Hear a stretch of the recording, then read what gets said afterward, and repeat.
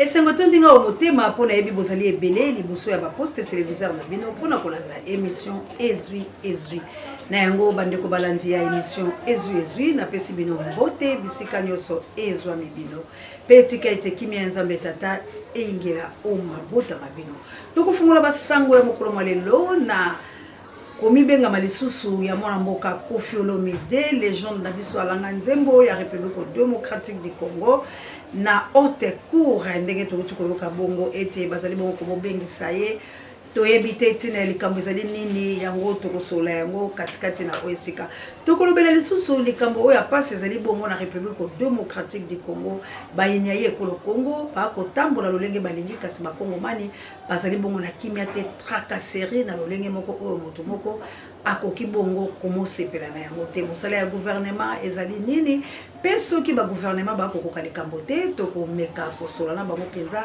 olo ya émission na biso ezui po awande tozalaka bongo bakongomani epai oyo tolobaka bobele bosembo na tina yete ba kongomani bamiyeba malamu nini esengeli bango basala pe bakambe ekolo Kongo bamiyeba nini esengeli basala maso batikali bokolanda yango na bulai bwa basango matondo la bino banso ndenge tolobaki équipe pour la te na États-Unis d'Amérique na mana nanga na kunya dolanga na États-Unis d'Amérique kabu ya l'homme puissant mais mabiso na mwa maloba ya Koffi Olomide wana pona batu nyoso tu azaka wana te pona batu bachebo ça ne suffit pas il faut tout y apena boy je sais pas ce qui nous manque donc aux aloga ba petit ya ba Rwanda te zo aloga bat mo côté tadi Kagame akoma logo la prêtre na biso.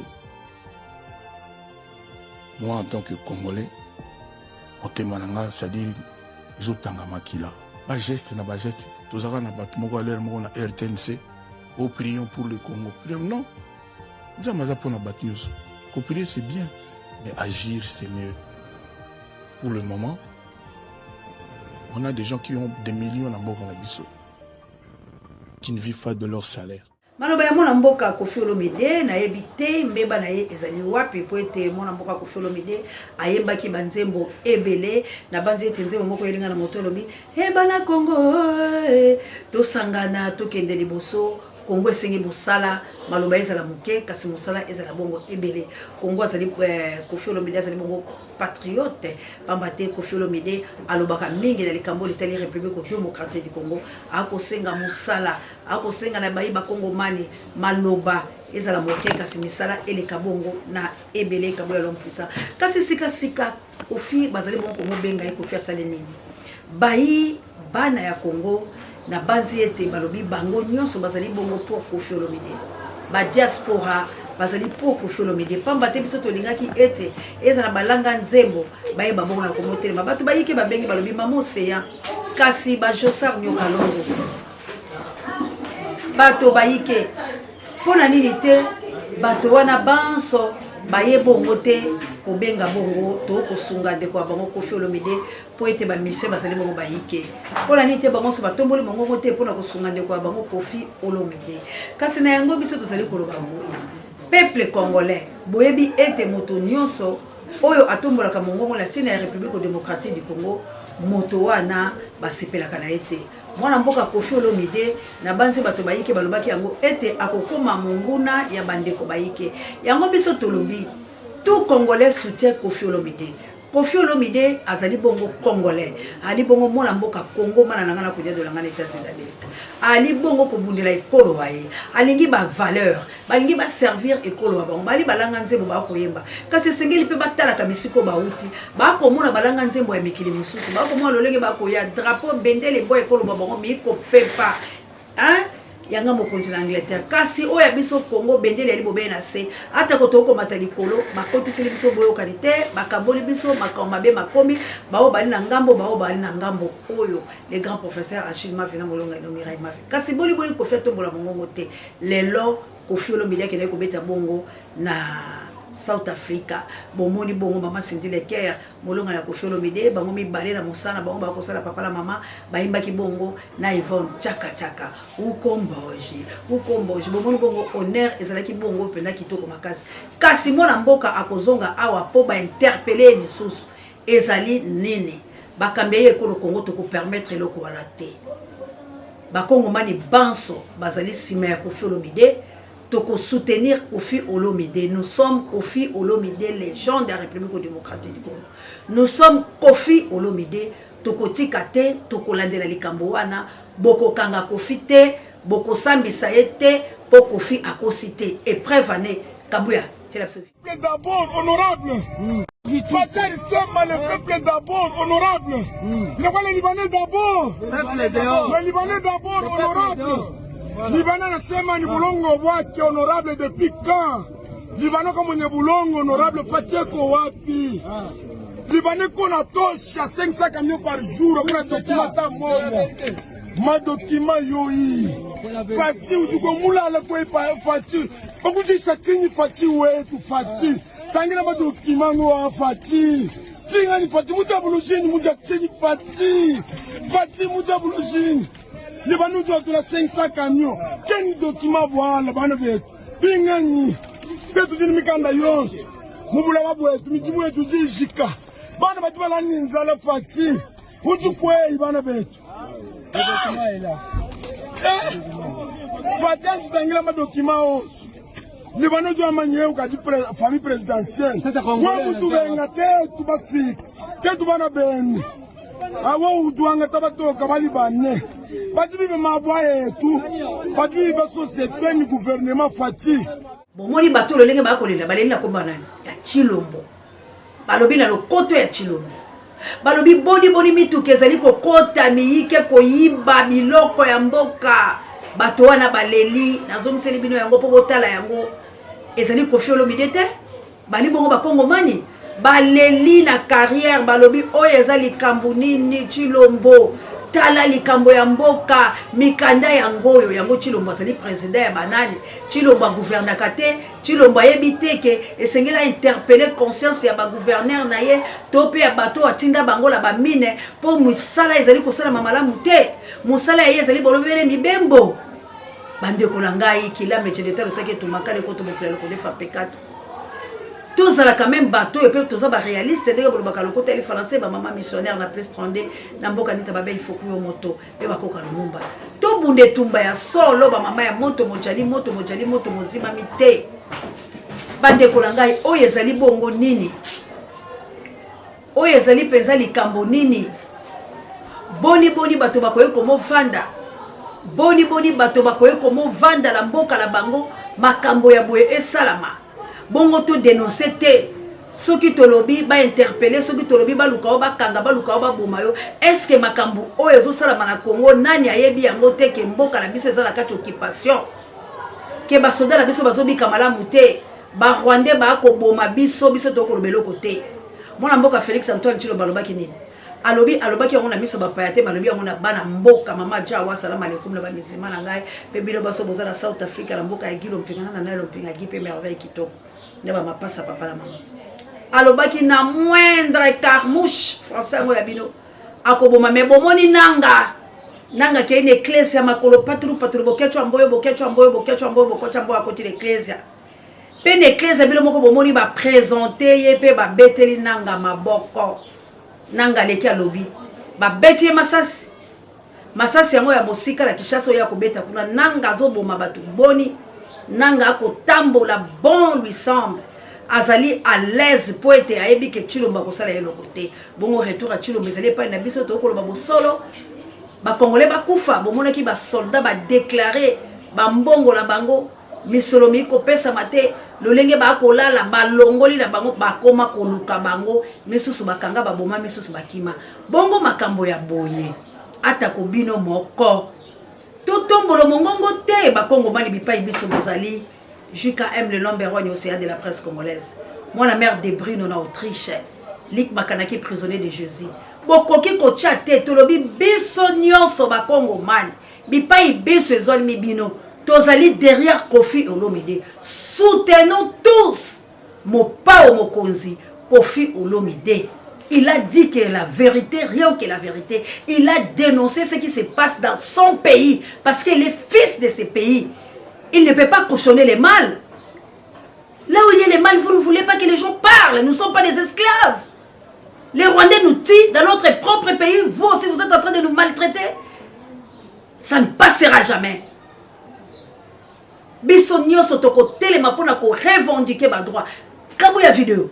Monsieur le Président Félix Antoine Tshisekedi Tshilombo, merci pour la gratuité de l'éducation de base. Mais hélas, vous oubliez une priorité très importante qui n'est rien d'autre que les enfants à l'Est, à Goma et autres. Nous, ici en Kinshasa, nous dormons paisiblement alors que nos frères sont en train de souffrir. Vous êtes Congolais de père et de mère. Pas que vous, pas que moi, mais eux aussi ils sont Congolais. Mais pourquoi exprimez-vous une négligence envers eux? Mettez-vous à la place d'un père. Accepterez-vous de toujours être en fuite avec vos enfants pour vous sauver de la mort?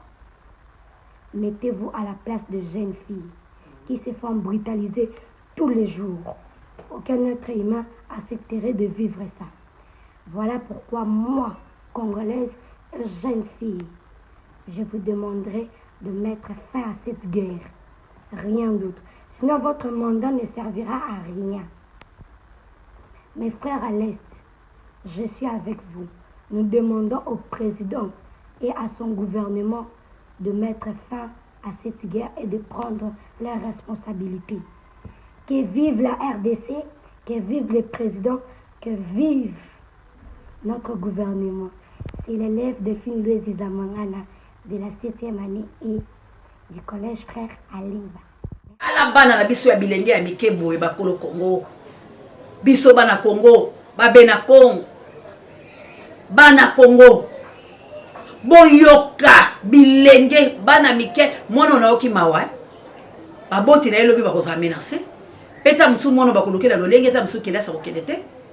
Po bakonzi babolema bakambi babolema leta moini leta sasa lingi te motato mbola mongongo.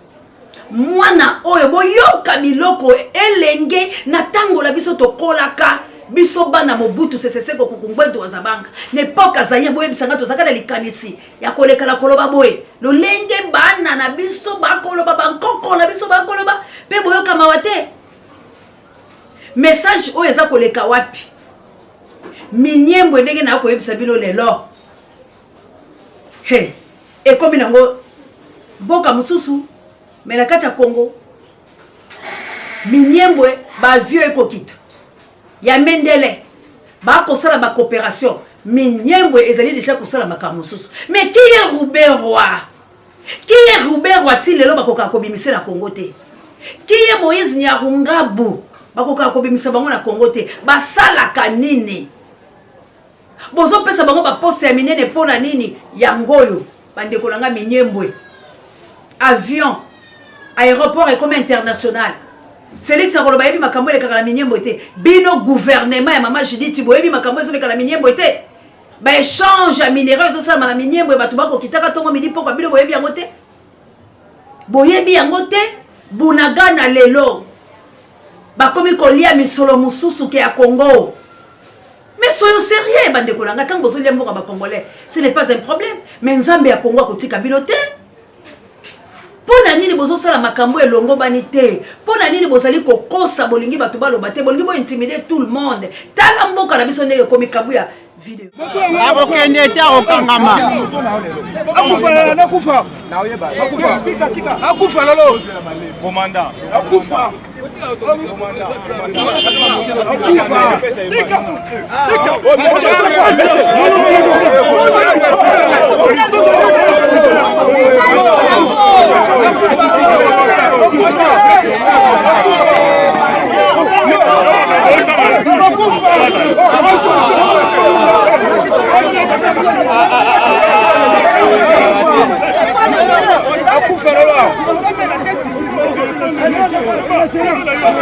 wana lieutenant yozo simba bongo azela to recharger na bino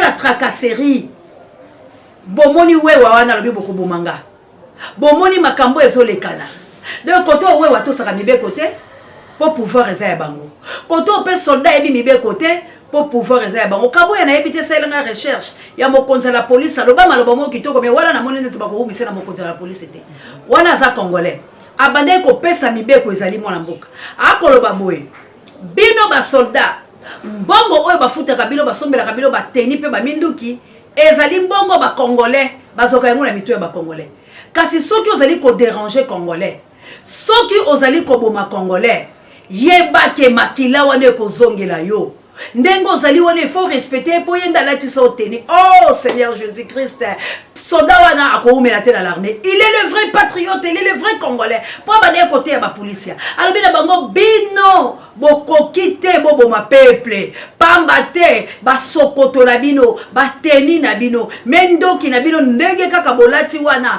ezali nde peuple congolais na motoki na ye nde yo bakolatisa yo misolo wana leta kozwango nde akosombelo biloko soko tourner miso na opona ko sala ye mabe yeba ete makila one ko peser likola moto na donc tu n'as pas le droit ya ko beta licence no pas peuple azolatisa ope azolesa yo est-ce que papa on a ko umela est-ce que papa on a ba kolongola ete parce que langage a bongo bango balingi yango te bango balingi langage lo bala moto boma po azo revendiquer ba droit na ye mais ya zongi si bango oh bande kolanga mboka o ezali malamu lisusu te mais to lo bakate ke Congo eza malamu te Congo ekobonga te yo moko nde oza komila kela mabe Congo il faut bonga il faut to benga na bato ya mabende na mboka parce que mboka eza yangala yo pouvoir eza yangai na yo lokola bato bazosala biso mabe esengeli ngana onde totelema na nzela to revendiquer ba droit bande kolanga ikila mejeneta lotake to makale ko to bokila ko defa pekato ah maman na ngala diaconesse Henri Kamontana na plus 32 la mboka ba maman missionnaire toteleme ba maman nanga partout au bozali toteleme bisika nyoso ba maman bozali joli qui est na Canada maman Mireille na leki na Londres ba maman ya moto mojali moto mozima mité ce n'est plus le temps to voiler ba face mboka la biso eza ya kobeba pesa ya kokufa mutu abomi yango kombola ngo Félix Antoine Tshilombo pamba te yenda zali mokonzi ya mboka aza censé ya ko arrêter biloko oyo nzala ekomela biso passe ekomela biso minyoko biso tokoloba bobele ezali Félix po yenda zali number 1 yenda zali likolo donc aza censé ya koyeba makambo nyonso ezoleka na mboka na yango na lobi kabuya tshela biso video poto sukisi arme oyo bolati obanda na beret obanda na équipement oboza nango peuple congolais muta somba yango contribuable congolais ba peuple nde bafutaka ba taxe na bango po basombela bino banda na beret na chaussette na ningi na zongela po na audition malamu bato bakomprenaka te bayokaka te bayokanga les armes que vous avez l'équipement que vous avez po banda na beret ti na chaussette les peuple congolais mutu asombaka yango asombaka yango ndenge nini asombaka yango po bafutaka bataxe wana nde leta congolais asali budget wana nde esombeli bino biloko wana soki yo ozwi munduki o peuple congolais asomba na mbongo na ye obaloli yango contre peuple congolais vous allez payer cash nde nayebisaka bino tout le monde tu prends cette arme là que tu as ozwi yango obaloli yango contre peuple congolais vous allez payer cash. Peuple on a azaka na mboka moko ngo komona ngo Congo. Il n'y a qu'un seul pays. Bazala mboka musute. Mboka na bango Congo. Bazala mabela ba koko na bango. Ba Congolais ne bomona ka bango wana. Ndena lobaka une fois na kasangi. Ba Congolais ba na mabela ba koko na bango. Akoba ndo tambola banda lelo ti lobi na atambola akaka mutakutuna na soko kutana bonjour monsieur, OK wapi? OK. On va accompagner soki yake na ndako na. Yoko kutane na 1h du matin te otuna OK wapi c'est pas donc okotuna na mabela bakoko na bongo te soko lunga interpeller uti wapi OK wapi la saka électeur OK ça va mais obi que to commerce ta dit toza na couvre-feu l'état congolais a décrété couvre-feu pour yo banda kotuna ka batu na butu ils ont payé cash le salaire du péché c'est la mort c'est Hollandi na ba réseau makamuna bisaka bino vous allez voir. Oyo azoko na libanda ya makambo na zoloba akofuta toujours cash. Na banda ko ba makambo depuis Kasangu. Vous êtes entraîné? Oui. Minduki Bozanango, oui, mais Boye Barango, qui est un Minduki à l'État congolais, à son bango, peuple Moutabi, Sambo, on a beaucoup de la vie. Alors, entre Bino, c'est encore, on continue. Bozanango, on peut faire un sentiment, Bozanango, ce qu'on vient à Ndakunayo, auquel la Minduki à l'État, ça c'est la commandante de Yaya.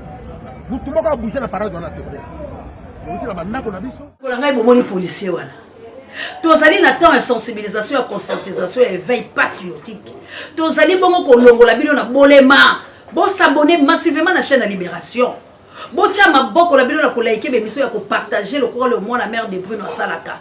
Maman Célestine yako bisuko zali na matanga. Hein? Yebisa papa Michael, ce n'est plus le temps bozonga sima. To sangisa maboko parce que nanu to comité. Nesika oyo biso to lingaki nanu to komite tozali bobele ko shofa ka mikona mikolo to ko lemba te ndeko langai tozali na posa la bino esengeli bo telema bolamuka bolala te papa Alfred maman Clarisse la patrouille la mort nous vaincrons li passe langa ino ya se antelive ba papa e ba mama e ya Suisse e ya Canada bisika lo so bozali Valérie Petelo papa nango benga nga président Kabu ya kopesa yo numéro ya kokomela yo pamba te okomela kinga ite sengena pesa numéro ya WhatsApp po ete to tindela ka émission au partager yango papa to kopesa yo numéro mais pour la sécurité ndo moni to boya ka parce que tant to kotia yango wana na commentaire yo ta muso zwi yango na retard po to supprimer yango okomona ba bengi misusu ya baloki ba komi komokota bino moko boyebi likambango yango wana penza ba numéro ezalaka très difficile pour to tia yango to lobaki soko landaki biso réponse to lobi yo pesa biso ya yo pambate biso ta to kobenga yo to koyeba lo lenge nini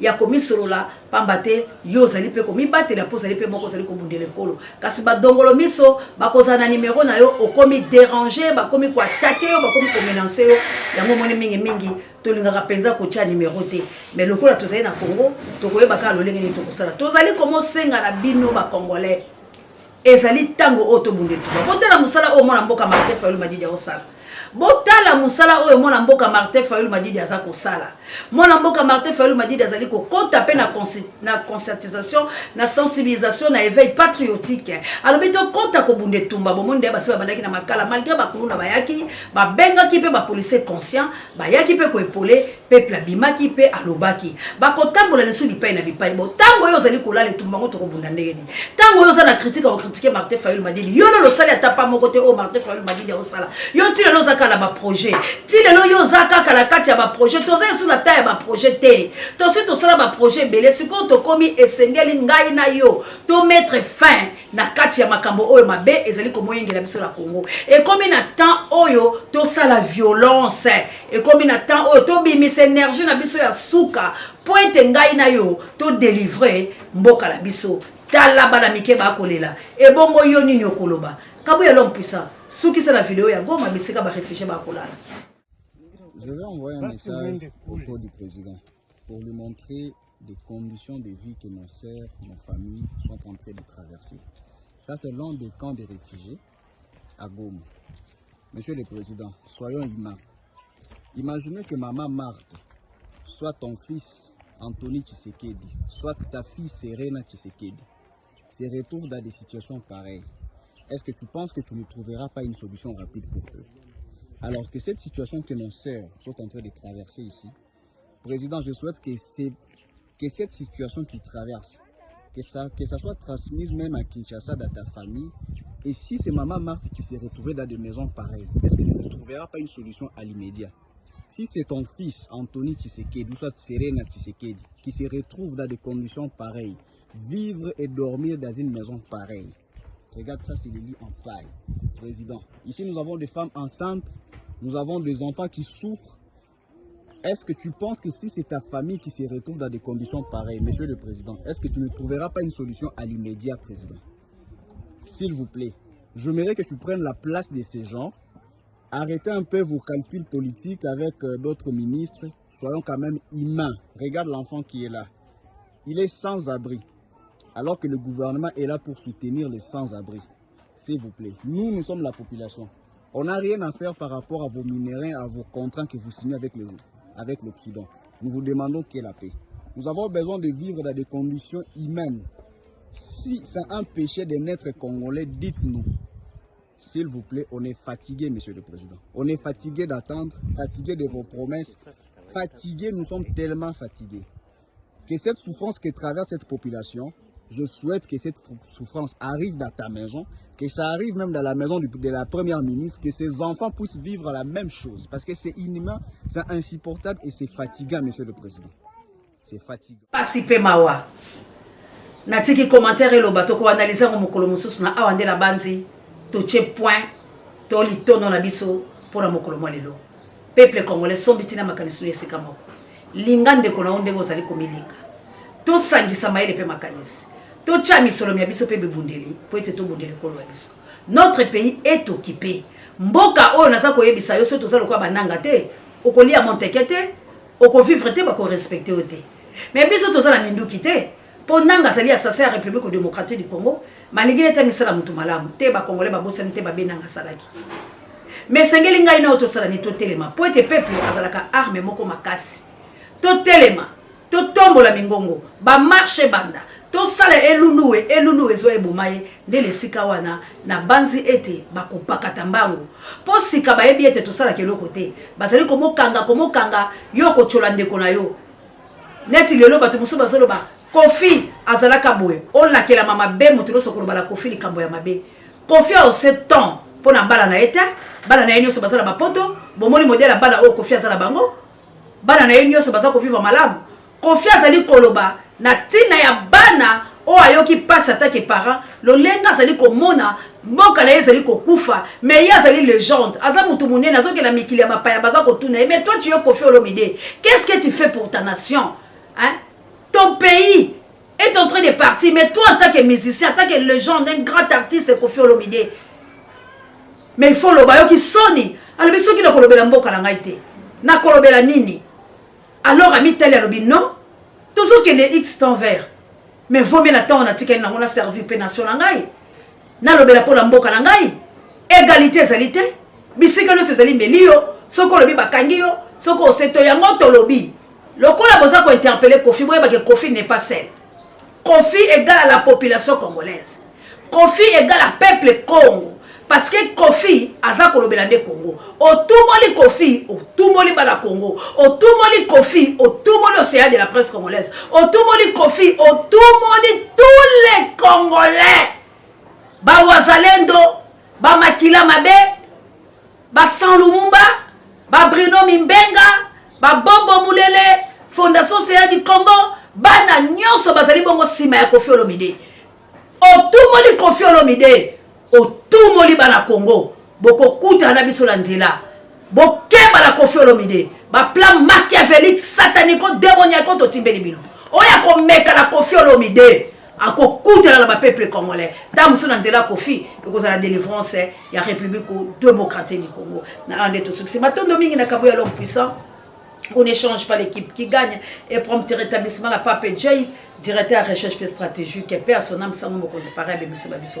Pour mettre Angola no bondi à botard de Bonoit et émission comme Melabino, Mamour d'Angola, Namokite Nae, Florence et Matondo Migo. Soutenons notre frère Kofi Olomide. Légende. Kofi, tu n'es pas seul. La patrie ou la mort, nous vaincrons. La peur doit quitter nos esprits. Ingeta, Ingeta, Ingeta.